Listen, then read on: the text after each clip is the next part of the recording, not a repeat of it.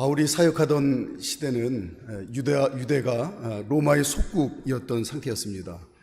우리나라도 일제의 속국이었던 시기가 36년의 아픈 상처가 있는데, 마찬가지로 유대도 로마의 속국이었고, 이 유대 지역을 다스리는 로마 총독이 이제 파견돼서 관할을 했습니다. 그동안은 벨릭스 총독이 이제 유대 지역을 다스렸는데, 뒤이어서 베스토 로마 총독이 이제 유대를 다스리는 로마 총독으로 부임을 하게 됩니다.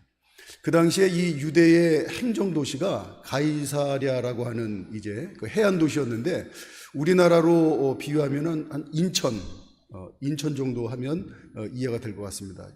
지중해를 끼고 있는 해안 도시였고, 그 대신 예루살렘은 아래쪽으로 아래쪽 내륙으로 90km 정도 떨어진 거리에 있었습니다. 우리나라 지형으로 따지면 인천에서 천안, 예루살렘이 천안이다 이렇게 생각하면 거리나 위치가 비슷할 것 같아요. 이제 이 베스토 총독이 부임을 하고 나서 3일 만에 예루살렘에 먼저 순방을 하게 됩니다. 이해가 되죠. 왜냐하면 이제 유대를 다스리려면 유대에 가서 그 지도자들과 함께 상의하고 또 도움을 요청해야 되는 상황이기 때문에 이제 유대 중심인 예루살렘에 순방을 하게 됐습니다. 갔더니 유대 지도자들이 반갑게 맞이하긴 하는데 난리가 난 거예요. 아우성을 칩니다. 2년 전에 전임인 벨릭스 총독께서 이 바울을 이제 가이사랴로 압송해 갔는데 아직도 바울을 사용시키지 않고 있습니다.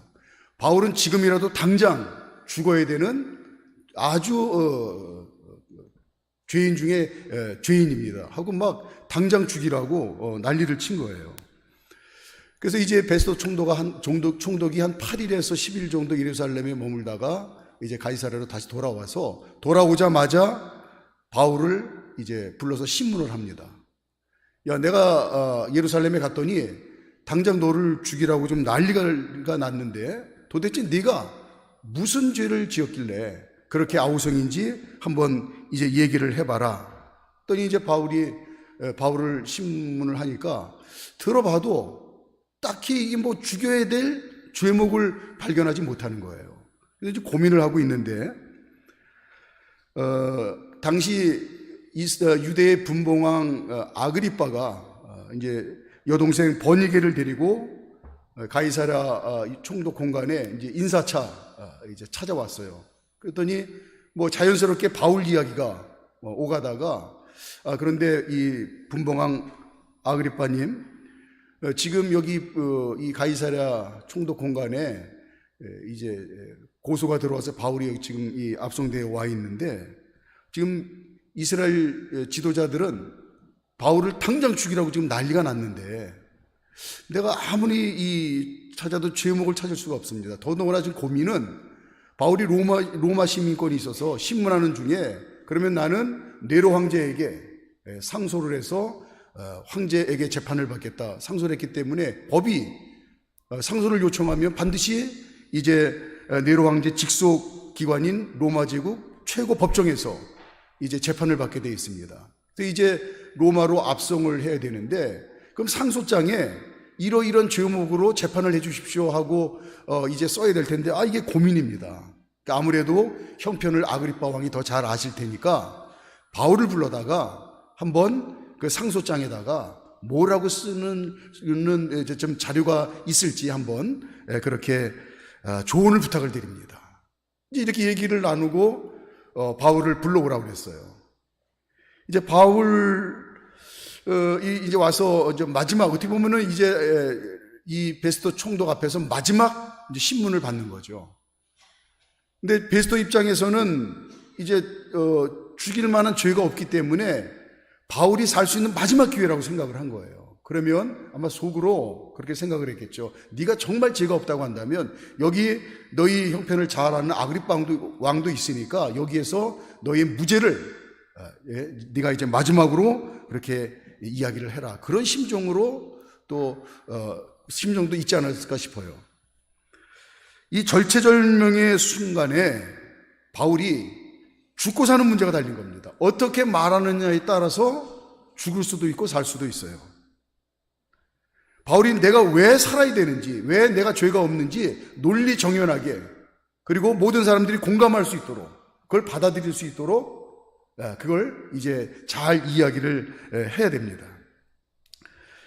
그런데 놀라운 사실은 바울이 단지 자기의 일신상의 목숨 구걸을 하기 위해서 자신의 무죄를, 나는 이래서 그냥 나는 살아야 됩니다, 단순히 살기 위한 무죄 변론을 한 게 아니고 자신의 신앙을 고백해요. 죽음이 코앞까지 와 있는 이 절체절명의 상황에서 바울은 당당하게 자신의 신앙을 고백합니다. 예수님 때문에 나는 구원받았습니다. 예수님께서 십자가에서 몸짓기고 피 흘려 죽으시는 그 십자가의 고통과 부활의 능력으로, 그 해산의 고통과 부활의 능력으로 하나님께서 나를 하나님 자녀로 낳아주셨습니다. 그래서 나는 지금 하나님 자녀입니다. 하나님 자녀이기 때문에 하나님의 한량없는 은혜 가운데 이 세상에서 가장 복된 인생을 삽니다. 이렇게 이제 자신의 신앙을 당당하게 고백합니다. 자, 말씀 한 군데 볼까요? 그 앞에 바로 우리 본문 앞절입니다. 16절부터 18절까지. 예, 이제 이게 복음의 내용인데 이걸 이제 바울이 온 세상에 다니며 이걸 풀어서 이제 알아듣기 쉽게 설명을 하는데, 결국 제가 지금 말씀드린 복음의 내용이 지금 오늘 바울이 당당하게 자신의 신앙을 고백하는 내용입니다. 진짜 16절부터 18절까지 시작. 일어나 너의 발로 서라. 내가 네게 나타난 것은 곧 내가 나를 본 일과 장차 내가 네게 나타날 일에 너로 종과 증인을 삼으려 함이니, 이스라엘과 이방인들에게서 내가 너를 구원하여 그들에게 보내어 그 눈을 뜨게 하여 어둠에서 빛으로, 사탄의 권세에서 하나님께로 돌아오게 하고 죄 사함과 나를 믿어 거룩하게 된 무리 가운데서 기업을 얻게 하리라 하더이다. 아멘. 예. 자, 뿐만 아니라 나는 예수님 때문에 하나님 자녀가 되어서 이제는 하나님의 은혜로만 사는, 그래서 내 인생에 하나님의 은혜 때문에 모든 것을 감사하고 기뻐하는 그런 가장 행복한 인생을 살고 있습니다. 자신의 신앙 고백뿐만 아니라 이 자리에 계신 베스토 각하를 비롯해서 아그리파 왕, 또한 이 자리에 계신 다른 모든 분들도 저처럼 예수 믿고 구원받아서 하나님의 은혜로 사는 행복한 인생이 되기를 제가 꼭 부탁을 드립니다 하고 그들을 축복해요. 자, 29절 오늘 본문 29절입니다. 시작. 바울이 이르되 말이 적으나 많으나 당신뿐만 아니라 오늘 내 말을 듣는 모든 사람도 다 이렇게 결박된 것 외에는 나와 같이 되기를 하나님께 원하나이다 하니라. 아멘. 예.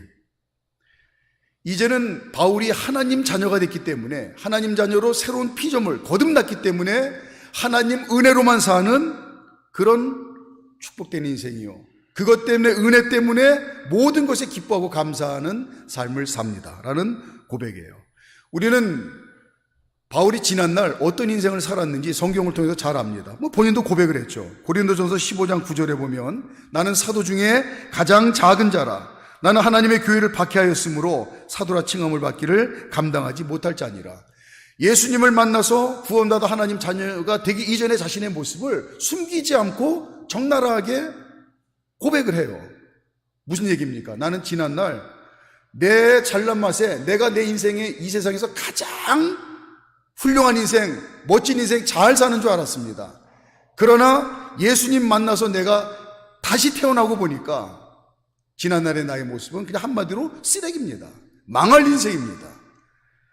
그 뒤에 고린도전서 15장 10절에 그러나 나의 나 된 것은 하나님의 은혜로 된 것이니 내게 주신 그의 은혜가 헛되지 아니하여. 하지만 내 인생이 180도 바뀌었습니다.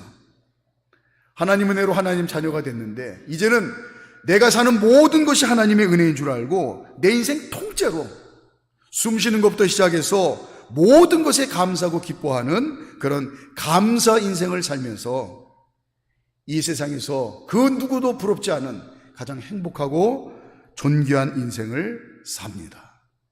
이렇게 자신의 인생이 감사 인생이라고, 가장 행복한 인생이라고 당당하게 이제 고백을 합니다. 예수님 만나서 나는 감사 인생이 되었습니다. 자, 그런데 지금 읍소하면서 나는 아무 죄가 없어요, 다른 사형수들처럼 눈물을 흘리며 목숨을 구걸해도 시원치 않은데, 바울이 지금 고백하는 이 고백을 가만히 듣다가 베스도 총독이 기가 막힌 겁니다. 말문이 막혀요. 자, 24절, 이제 그런 이제 심정에서 24절 말씀을 합니다. 베스도가 이야기를 합니다. 24절 시작. 바울이 같이 변명하며 베스도가 크게 소리내어 이르되 바울아, 네가 미쳤도다. 네 많은 학문이 너를 미치게 한다 하니. 이 당시에 베스도 로마 총독 정도면 상위 1%가 뭐예요? 상위 0.1% 안에 드는 그야말로 최상위 엘리트 그룹이죠. 어느 누구에게도 나는 이렇게 성공한 인생을 산다고 자부해도 모두가 부러워할 수밖에 없는 그런 인생을 살고 있습니다. 나는 성공한 인생이다. 이런 이제 로마 총독 정도 될 정도면, 그리고 이렇게 나라가 들썩일 정도의 이제 고소 사건이면 그 피고소인 바울에 대해서 얼마나 꼼꼼하게 자세하게 신상 파악을 했겠습니까? 그러니까 깜짝 놀라는 거예요. 비록 속국인 로마에서 태어난 이제 유대 사람이지만 또 신분증은 로마 시민권을 갖고 있는 데다가 그의 이력과 그의 지위를 보니까 자기 못지않은 0.1% 탑클래스 엘리트 인생이 분명해요. 그러면 어떻게 해서든지 자신을 변론을 해서 생명을 구하고 그리고 또 이 위기를 벗어나야 될 텐데, 지금 바울이 이야기하는 이야기를 듣고 어이없어 하는 겁니다.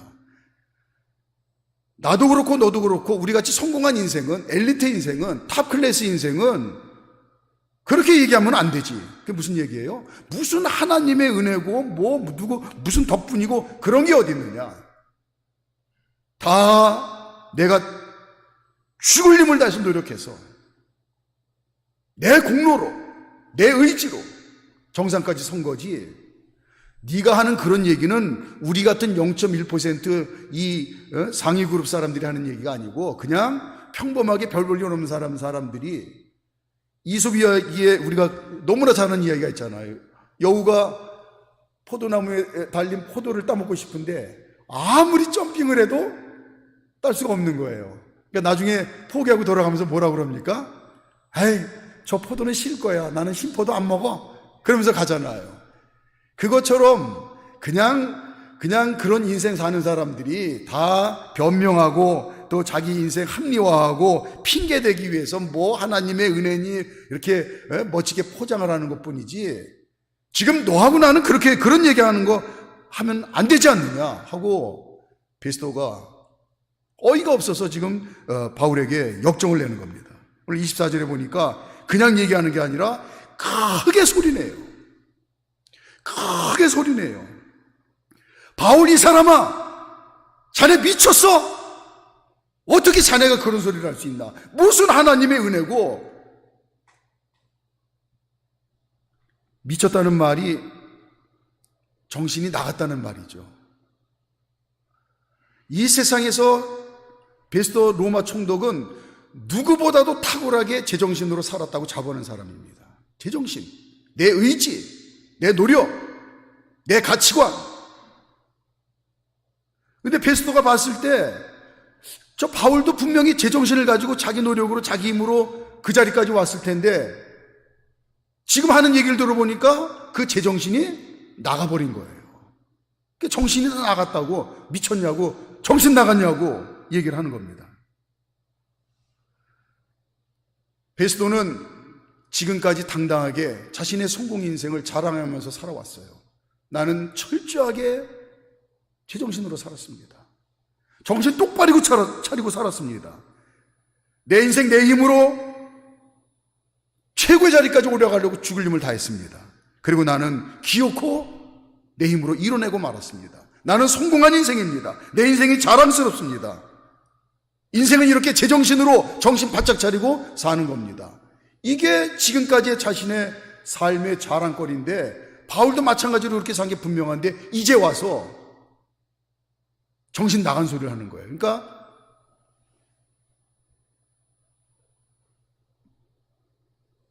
은혜가 뭡니까? 바울이 말하는 은혜는 자신의 공로 0%, 값없이 거저 주어진 거예요. 그런데 바울이 하는 얘기가, 지금 내 인생이 새롭게 변화됐는데, 나는 새로운 피조물이 됐는데, 하나님 자녀가 됐는데, 이제부터는 내 인생이 통째로 다 하나님의 은혜입니다. 내 공로 0%입니다. 그래서 나는 모든 것에 감사하고 하나님 은혜에 기뻐하는 인생을 삽니다. 나는 그래서 이 세상에서 가장 행복한 사람입니다. 나는 가장 존귀한 사람입니다. 이 말 같지 않은 정신 나간 소리를 하고 있는 거예요. 그래서 소리치는 겁니다. 미쳤냐? 정신 나갔냐? 그러면서 정신 나갔냐, 이 미쳤냐의 말에는 두 가지가 있죠. 정신이 나갔다와 정신 차려라. 차려라가 뭐예요? 정신을 찾아와라. 그거예요. 정신 차려가, 너 제정신이 나갔는데 나간 제정신 빨리 찾아와. 그래서 다시 제자리 잡게 해서 옛날처럼 살아. 정신 차려. 그런데 바울이 딱 부러지게 말합니다. 베스토 가카, 말씀대로 제정신이 나간 게 맞습니다. 나가도 아주 멀리 나갔습니다. 보이지도 않게 아주 멀리 나가버렸습니다. 대신 복음의 정신, 성령님의 정신이 꽉 들어찼습니다. 차고 흘러넘칩니다. 예수님 때문에 제정신이 나가고 성령님의 정신이 들어오니까 저는 지난날 쓰레기 같은 가장 불쌍한 인생, 쓸모없는 인생에서 나는 이 세상에서 가장 행복한 인생, 가장 축복된 인생, 가장 존귀한 인생을 살게 되었습니다. 모든 것이 하나님 아버지의 은혜인 줄 알고 나는 모든 것에 감사하고 기뻐하며 사는 행복한 사람입니다. 바울이 나는 감사 인생을 산다는 걸 그의 말과 삶을 통해서 증명하고 있다는 걸 알 수가 있어요. 자, 25절 한번 볼까요? 25절. 오늘 본문 25절. 시작. 바울이 이르되 베스토 가카요, 내가 미친 것이 아니요 참되고 온전한 말을 하나이다. 예, 물론 여기서 지금 이 시점에서 참되고 온전한 말은 복음의 말이죠. 구원의 기쁜 소식이죠. 자, 그런데 바울이 일평생 이 복음의 씨앗을 뿌리고 복음의 열매는 하나님 자녀가 돼서 이 세상에서 하나님 없이 사는 사람들이 흉내낼 수 없는 모든 것에 기뻐하고 감사하는 삶을 사는 거예요. 그래서 그 입에서 감사의 말이 나오는 거예요. 나는 진짜 하나님 자녀가 된 이후부터 내 입에서는 감사의 말만 나오는 감사의 인생을 살게 되었습니다. 그게 진짜 인생이고 그게 인간이 해야 되는 참되고 온전한 말입니다. 뿐만 아니라 말로만 그런 것이 아니라 삶으로도 증명해냈다고 그랬죠. 26절에 보니까 26절 시작. 왕께서는 이 일을 아시기로 내가 왕께 담대히 말하노니 이 일에 하나라도 아시지 못함이 없는 줄 믿나이다. 이 일은 한쪽 구석에서 행한 것이 아니니이다. 예, 물론 이것도 십자가와 부활의 사건이 일간에서는 제자들이 꾸며낸 사기 사건이다 그 별 얘기가 다 있지만 이거는 천하 만국에 드러난 하나님의 구원의 역사입니다. 그걸 얘기를 하는 거죠. 이 구원의 역사로 하나님 자녀 된 바울의 인생이 감사 인생이 됐는데 그냥 말로만 입에서 감사가 쏟아져 나온 것이 아니라 그의 삶 자체가 그냥 감사 덩어리 인생을 살아냈다고 하는 그의 고백이에요. 바울뿐만 아니라 오늘 하나님 자녀로 이 거룩한 예배를 드리는 저와 여러분 모두는 바울처럼 감사 인생을 살고 있어요. 이 세상 사는 모든 것이 내 숨쉬는 것부터 시작해서 내 삶의 모든 것이 하나님의 은혜인 줄 알고 모든 것에 감사하며 기뻐하며 우리는 삽니다. 그게 저와 여러분들이 목숨 걸고 지키는 믿음이에요.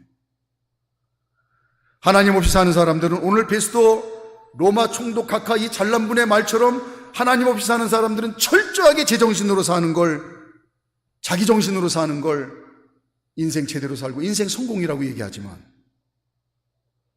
그래서 인생의 모든 것을 걸고 자기 힘으로 사는 걸 자부하고 살지만, 은혜를 모르니까, 하나님의 은혜를 모르니까 자기 의의를 앞세워 내세우고 살지만, 그거는 가장 나중에 후회하는, 망하는 인생이라는 거예요. 이런 이야기였습니다. 어느 날 할아버지 할머니가 낮에 그냥 집에서 소위 삼아 휴식을 취하고 있는데 갑자기 그 동네 꼬마 녀석들이 우르르 몰려와서 그 방에 있는 담벼락에 공을 치면서 놀고 있는 거예요. 근데 이게 뭐 두 분이 오붓하게 했는데 방해가 되니까 나가서 저 녀석들을 쫓아버려야 될 텐데, 할아버지가 그렇다고 와서 나가 이놈들아 시끄럽다고 막 야단치고 쫓아버리는 건 아니다 싶어서 지혜를 짰대요. 10,000원짜리를 들고 나가가지고 그 중에 대장 꼬마 녀석을 불러서 10,000원을 주면서 이제 하시는 말씀이, 아이고, 내가 심심하던 차에 너희가 이렇게 우리 집 담벼락에 와서 이렇게 놀아주니까 내가 얼마나 고마운지 모르겠다. 그래서 내가 고마워서 내가 10,000원을 준다고. 그랬더니 이 대장 꼬마 녀석이 얼떨떨 하잖아요. 그냥 얼떨결에 받고 감사합니다 인사하면서 야 얘들아 더 놀자 그러면서 신나게 놀다가 이제 갔어요. 그러다가 또 얼마 후에 또 이 녀석들이 다시 또 와가지고 이제 벽에다가 또 공을 치고 시끄럽게 놉니다. 이번에 할아버지가 1,000원짜리를 들고 나가서 그 이제 대장 꼬마 녀석들한테, 녀석에게 이제 그렇게, 야, 오늘은 내가 1,000원밖에 없으니까 오늘은 이 1,000원만 받고 더 신나게 놀아줘. 그랬더니 지난번하고는 태도가 완전히 좀 바뀌었어요. 약간 못마땅하다는 말투로 1,000원 받으면 그냥 놀아드릴게요 그러면서, 야, 놀자 그러면서 그냥 또 신나게 놀더래요. 그러다가 놀다 갔는데, 그 다음에 얼마 후엔 또 이 녀석들이 와서 또 신나게 노는 거예요. 할아버지가 이번에는 빈손으로 가가지고, 얘들아, 오늘은 내가 돈이 없어서 그러는데 오늘은 그냥 좀 놀아주면 안 되겠냐 그랬더니 대장 꼬마 녀석이 할아버지를 빤히 쳐다보면서, 할아버지, 우리는 뭐 땅 파서 노는 줄 아세요? 그러면서 야, 가자! 그러면서 가고 그 다음부터는 다시 안 오더래요. 이처럼 하나님 없이 사는 인생들은 하나님의 은혜를 모릅니다. 자기에게 유익이 있는 것에만 감사하며 살아요. 자기 힘으로 사는 것으로 착각을 합니다. 하나님 없이 사는 사람들도 100% 하나님의 은혜로 삶에도 불구하고 그냥 모르는 것뿐이에요. 자기 의의로 사는 줄 알아요. 그러나 저와 여러분들은 하나님의 은혜로 산다고 고백하며 사는 예수쟁이들입니다. 감사 인생을 삽니다. 모든 것이 하나님의 은혜인 줄 알고 믿기 때문에 모든 것에 감사하고 기뻐하며 삽니다. 말씀을 지난 한 주간 이렇게 좀 묵상하면서, 야, 우리가 평소에 이렇게 그냥 하는 얘기 중에 하나가 이게 엄청나게 하나님이 기쁘게 받으시는 위대한 신앙의 고백이구나 하는 그 하나를 생각을 했어요. 이게 뭐냐면, 우리가 살다 보면 뭐 누구라도 아프거나 좀 다칠 수가 있잖아요. 그러면 본인도 그렇고 옆에서 기도해 주시는 분들도 그렇고 보통 뭐라고 얘기를 해요? 참 그만하길 너무 감사하다. 근데 그게 보니까 하나님 입장에서는, 그 말을 들으신 하나님 입장에서는 얼마나 기쁘실까. 그렇지, 감사 인생은 그렇게 사는 거야. 위대한 신앙의 고백이었던 것 같아요. 감사 인생을 사는 하나님 자녀는 먼저는 말이 다릅니다. 그래서 오늘 저와 여러분들이 내 감사 인생 사는 하나님 자녀인데, 하나님 자녀들은 감사의 말밖에 할 게 없어요. 말이 달라요. 이걸 늘 점검을 했으면 좋겠습니다. 그러니까 어떤 상황에서도 감사의 말이 아닌 건 내가 할 수 있는 말이 아닙니다. 하나님 자녀가 하는 말이 아닙니다. 그걸 알아야 이 경계선을 안 넘도록 우리가 그걸 지킬 줄 아는 거예요. 믿음 좋은 이 권사님 부부에게 중학생 아들이 있었는데 어느 날 성적표를 받아왔다고 합니다. 근데 성적표를 보니까 체육만 90점이고 나머지 모든 과목은 50점, 60점이더래요. 어떻게 하시겠습니까? 여러분들 같으면. 근데 마침 금요일이라 금요 밤 기도에 두 네 분이 가셔서 하나님 앞에 기도를 했대요. 하나님, 먼저 감사합니다. 하나님께서 신묘막측하게 지은 하나님의 귀한 존재를 잘 키워달라고 저희 부부에게 우리 귀한 아들 맡겨주셔서 너무나 감사합니다. 그리고 또 저희가 최선을 다해서 하나님 기뻐하시는 자녀로 뒷바라지할 수 있도록 저희에게 성실한 마음과 성실한 믿음 주셔서 감사합니다 하고 그 아들에게 베풀어 주신 구체적인 은혜를 일일이 고백하면서 두 네 분이 기도를 했대요. 지금까지 신앙생활 잘하게 해주셔서 감사합니다 하고 신앙생활 잘하면서 지금까지 살아온 그 내용을 하나하나 고백하니까 뭐 수십 가지 넘죠. 또 지금까지 건강하게 육체와 정신이 건강하게 지켜주셔서 감사합니다 하다 보니까 구체적인 것들이 수십 가지 수백 가지가 계속 나오죠.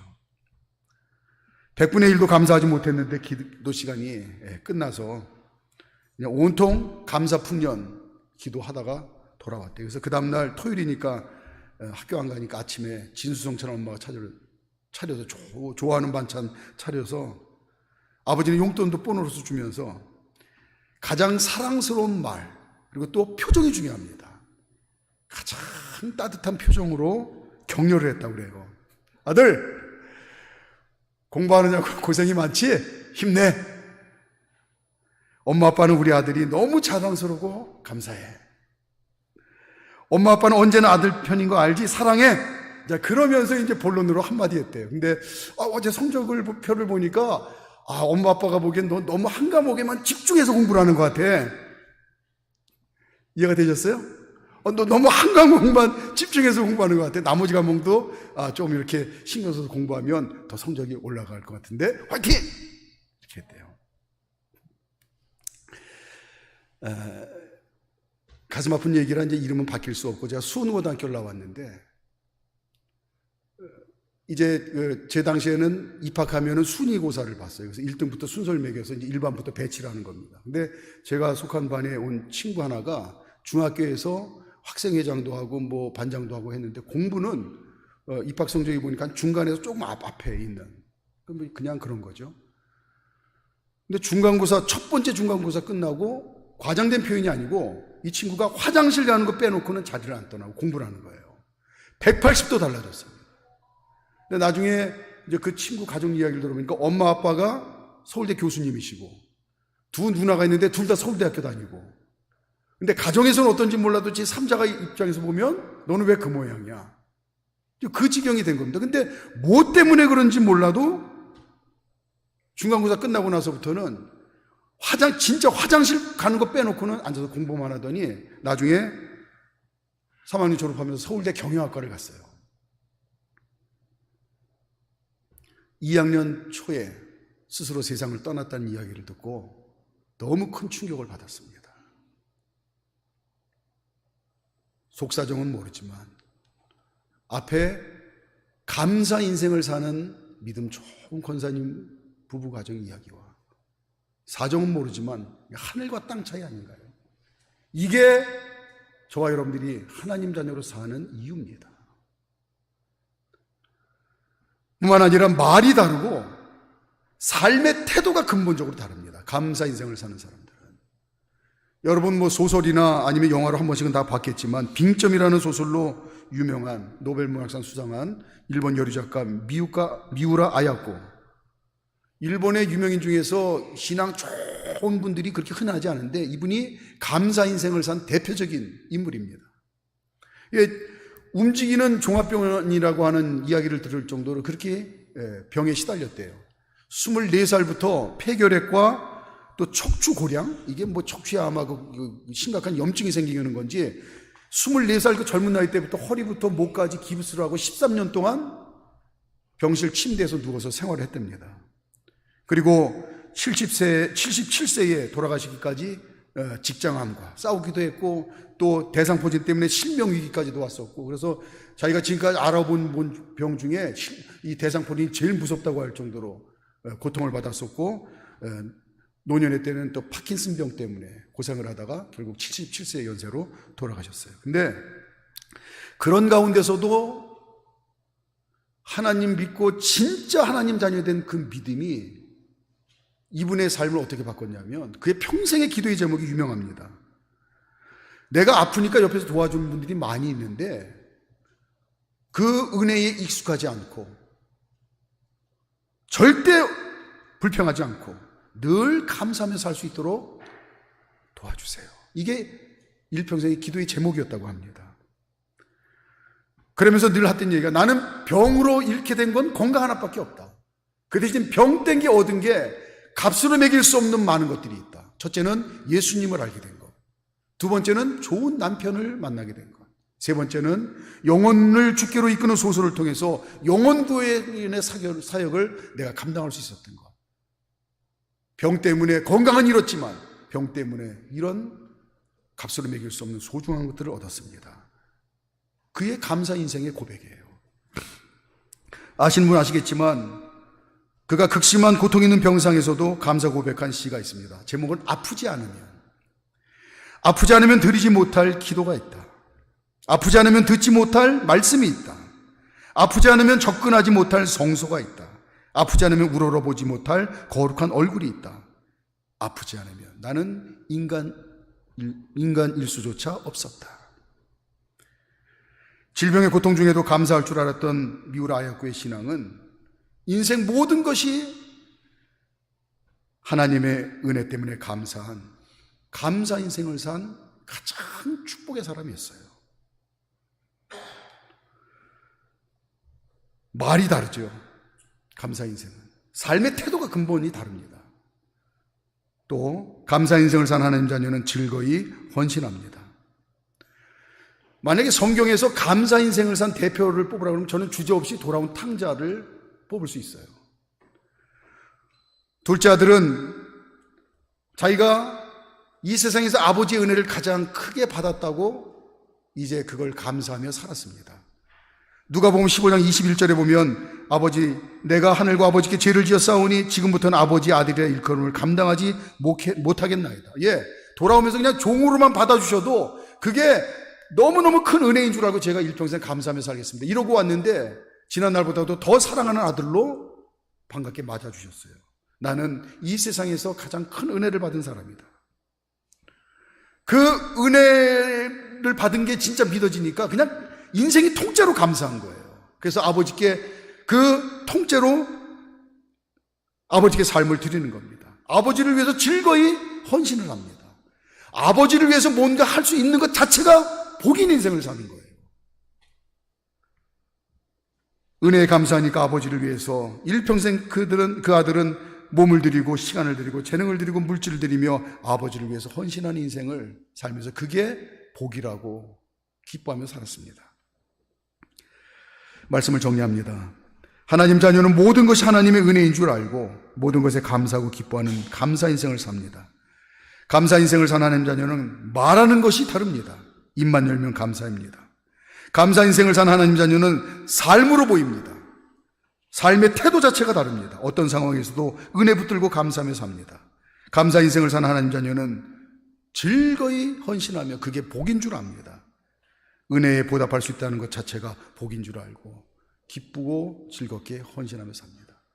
저와 여러분들 지금까지도 이런 다임 못지않은 감사 인생을 살았는데 오늘 다시 한번 말씀의 거울판에 저와 여러분 자신을 내비쳐서 내가 감사 인생을 잘 살며 내 입에서 나오는 말이, 내 일상의 삶의 태도가, 또 내가 하나님 앞에의 삶이 온전한가 다시 한번 되돌아보는 그런 은혜의 시간이 되었으면 좋겠습니다. 감사 인생 더 멋지게 사시기를 주님의 이름으로 축원합니다.